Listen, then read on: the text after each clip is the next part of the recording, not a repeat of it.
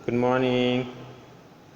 नमस्कार विद्यार्थी मित्रों। धोरण 5 विषय हिंदी पाठ 8 भरत मिलाप एकांकी उसके बारे में हम जानकारी ले रहे थे। दृश्य 1 का वीडियो हमने बना दिया।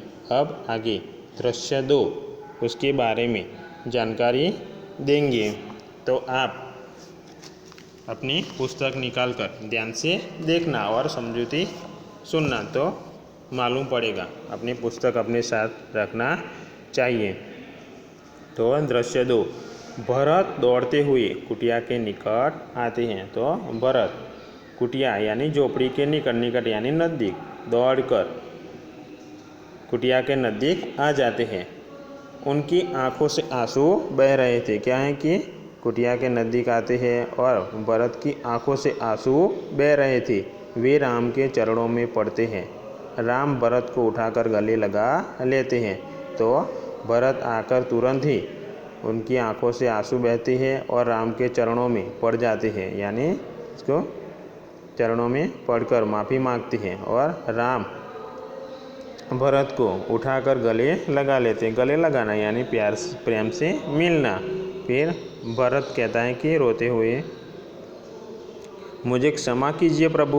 भरत रोते हुए राम को कहता है कि मुझे क्षमा कीजिए प्रभु, आपको वनवास दिलाने में मेरा कोई हाथ नहीं है। आपको जो वनवास हुआ है उसको दिलाने में मेरा कोई हाथ नहीं है। आप मुझसे बड़े हैं, आप ही को राजा बनना चाहिए। आप मुझसे बड़े हैं और आपको ही राजा बनना चाहिए। मैं आपको लेने आया हूँ, मैं आपको लेने के लिए आया हूँ। आप सब अयोध्या चलिए। तो मैं आपको लेने के लिए आया हूँ, आप सब अयोध्या चलिए। इस नगरवासियों की भी यही इच्छा है। जो नगरवासी हमारे साथ आए हैं उसकी भी यही इच्छा है कि आप हमारे साथ चलें। निराश न कीजिए प्रभु, कि निराश हमें हताश न कीजिए, आप हमारे साथ चलिए। तो राम कहता है कि भाई लक्ष्मण न भाई भरत, मैं तुम्हारा प्रेम देखकर प्रसन्न हूँ। तो राम कहता है कि भाई भरत, मैं तुम्हारा प्रेम देखकर प्रसन्न हूँ, किंतु मैं माता पिता की आज्ञा का पालन करने वन में आया हूँ। कि किसकी आज्ञा का? तो उसके माता पिता की आज्ञा का पालन करने के लिए वो वन में आए हैं। वनवास पूरा करके ही लौटूंगा। तो मुझे ये 14 साल का वनवास मिला है तो मैं पूरा करके ही अयोध्या लौटूंगा। एक नगरवासी कहता है, नहीं प्रभु, आपको हमारे साथ चलना ही होगा। तो नगरवासी उत्तेजित हो जाता है, कहता है कि आप हमारे साथ चलना ही होगा, आपके बिना प्रजा दुखी है। आप वनवास चले आए हैं इसलिए प्रजा दुखी है। प्रजा को सुखी रखना राजा का कर्तव्य है। कि प्रजा को सुखी रखना राजा का कर्तव्य यानी फर्ज है।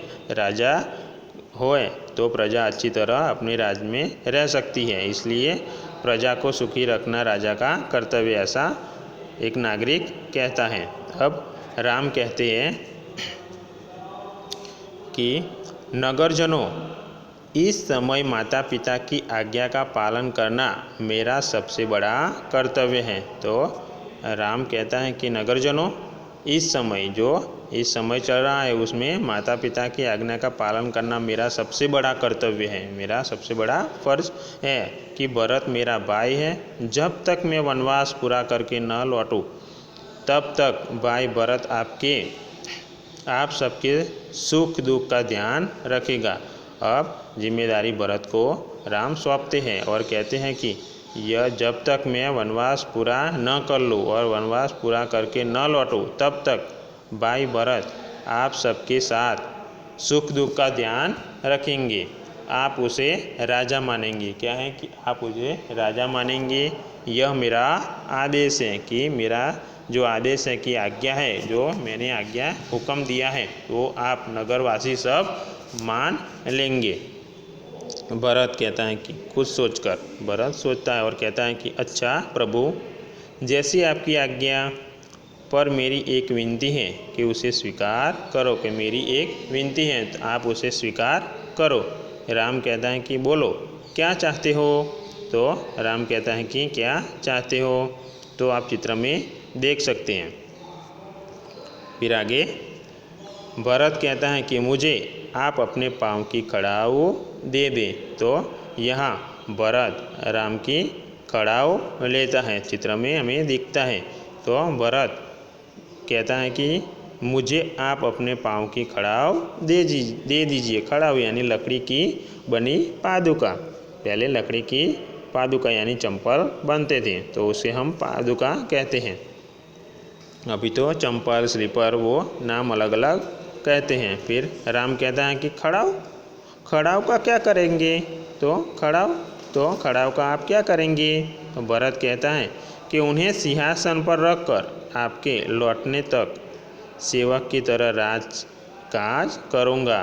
तो भरत भी देखो क्या कहता है कि उन्हें सिंहासन पर रखूँगा। आपका जो खड़ाऊ है वो आपकी जगह सिंहासन पर रखूँगा और आपके लौटने तक सेवक की तरह राज करूँगा। आप जब तक नहीं लौटेंगे तब तक मैं सेवक की तरह राजकाज करूँगा, यानी राज का जो काम है वो करूँगा। भरत का प्रेम देखकर राम, सीता और लक्ष्मण गदगद हो गए, यानी पुलकित होना, आनंदित होना। गदगद होना यानी आनंदित होना, तो आनंदित हो गए। रामचंद्र आगे बढ़कर भरत को गले लगाते हैं। रामचंद्र आगे बढ़कर भरत को क्या है कि गले लगा लेते हैं। खड़ाऊ लेकर भरत तथा नगरजन राम और भरत की जय बोलते हुए विदा करते हैं। राम और भरत की जय बोलते हुए नगरजन जो आए थे वो खड़ाऊ लेकर अपने सिर पर खड़ाऊ रखकर वो भरत अयोध्या ले जाता है और साथ में नगरजन राम और भरत की जय बोलते हुए विदा होते हैं, यानी वहीं से चले जाते हैं। और ये आपका भरत मिलाप एकांकी है वो यहाँ पूर्ण होता है। तो आप अपने नोट में शब्दार्थ लिख लेना।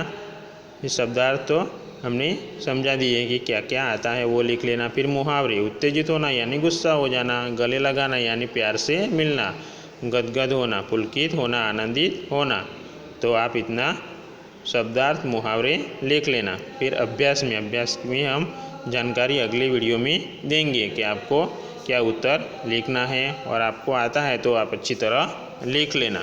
तो हम आज के वीडियो में इतना ही जानेंगे। अस्तु विद्यार्थी।